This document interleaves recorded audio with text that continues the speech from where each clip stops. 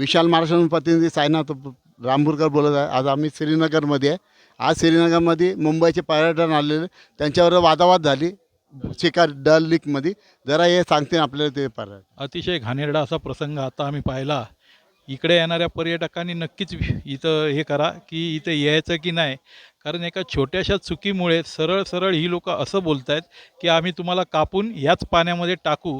तर येणाऱ्या पर्यटकांनी नक्की हे लक्षात घ्या, याचा विचार करा आणि ह्याचा निषेध नोंदवा।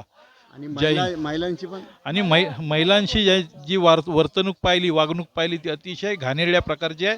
कृपया याची दखल प्रत्येक नागरिकांनी घ्यावी, इथं येणाऱ्या नागरिकांनी घ्यावी। जय हिंद, जय महाराष्ट्र। तसेच त्यांच्यावर हे झालं, हास्ता झालं, ते सांगतील थोडक्यात। त्याने डायरेक्ट मला का सांगितलं, तुला उचलून फेकून देईल खाली। म्हणजे इतक्या रूडली बोलत होतं ना, आमचे जेंट्स होते ते काहीच बोलले नाही। मी ॲक्च्युली स्वतः हँडल करत होते एकटी, मग ते ऐकायलाच तयार नव्हता। आम्ही सांगतो आमचं एवढं बजेट नाही, पण जबरदस्तीचं आमच्या ते फोटो टाकत होतं। पहिले पैसे देत होतो आम्ही, आम्हाला फोटो पण नको आहे, काहीच नको आहे, पण ते ऐकायलाच तयार नाही। खूप विचित्र कारभार आहे। तुम्हाला वाईट बोलला ना थोडा? वाईट खूप बोलला, उचलून फेकून दे डायरेक्टली बोलला। कार्ड डालले का बोला? काट मला उचलून फेकून दे आणि फेक दे का इधर से पानी में, बत्ती तोड देगा। म्हणून मी थोडं rudely त्यांच्याबरोबर बोलले आहे मी। ते पण सांगतील थोडं काय झालं। नमस्कार, मी आज दल लेकमध्ये आलेलो आहे माझ्या मित्रपरिवारांबरोबर। त्यावेळेस आम्ही बोट राईड केली होती। त्या बोट राईडमध्ये माझ्या बहिणीने एक ड्रेस घालून जे आपण फोटो काढतो त्यांच्याशी काय वादावाद झाली त्यांच्या पैशावरून। पण जेव्हा हे आपण बार्गेनिंग तर होतेच, पण त्याच्यामुळे त्यांच्या ज्या समोरच्याचा जो रवैया होता, म्हणजे त्यांचं जे बोलणं होतं ते महिलासमोर असं बरोबर नव्हतं। महिलासमोर आपल्या आहे ते कसं बोलायला पाहिजे, ते सरळ बोलत होते, कापून टाकेल, बत्तीशी तोडेल। त्याच्यामुळे आम्ही पहिले काही इन्वॉल्व झालो नाही, पण जेव्हा ते जास्त बोलायला लागले तेव्हा आम्ही त्यांना समजवलं, तुमची वागणूक आणि तुमचं बोलणं बरोबर नाही आहे।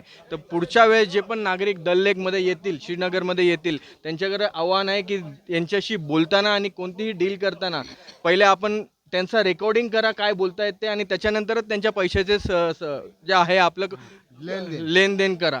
त्याच्याशिवाय करू नका। आणि जर येत असेल तर विचार करूनच या। माझी तर आहे की नाही आले तरीही चालेल, कारण त्यांच्यामुळे यांना असं वाटतंय की हे म्हणजे आम्ही काही बोललो तरी हे पर्यटक काही ऐकून घेतील, आमची मेजॉरिटी जास्त आहे, गपचूप बसून ऐकून घेतील। पण असं आम्ही नाही होऊन देणार। त्याच्यासाठी यांच्या सहकार्याने ही बातमी आम्ही सर्वांपर्यंत पोहोचवत आहोत। तसे ते सगळे लोक एकजूट झाले का नाही? सगळ्यांना नमस्कार। पहिली गोष्ट, जी लेडीजनी जो व्यवहार केला होता त्यांच्यामध्ये आम्ही मध्यस्थी काही केलं नाही, पण त्या लेडीजबरोबर त्यांनी असा दुरुपयोगाची भाषा, उद्धट भाषा वापरली। तिची बत्तीशी तोडल, तुला इथंच कापून फेकून देईल, कोण आमचं काही करू शकत नाही। तुझं बोलतो फोटो काढले तू, तर फोटो काढल्याचे तुला पैसे द्यायची तुझी लायकी नाही, लायकीपर्यंत गेला हा माणूस। तर कुठला पण व्यक्तीला, तर एखादी स्त्रीला तो असा बोलू शकतो। त्यामध्ये आम्ही सहभाग झालो, बाबा तू कम से कम अच्छे से बात कर, पण त्या बोलायचा मार्ग नव्हता तो। त्याच्यामध्ये आम्ही मध्यस्थी गेलो होतो, तेरे को भी देख लूँगा, इसको भी देख लेंगा। ह्या गोष्टीने पर्यटकांनी मग जायचं कोणाकडे, कोणाला काय करायचं? आपण एक तर महाराष्ट्रातून बाहेर आलेलो आहे, आपण पर्यटक म्हणून आपण अतिथी देव भव असतो। अतिथी देव भवाची सेवा कशी करायची असती? ह्या लोकांनी, हे लोक उलटे सोचतात आपल्याला।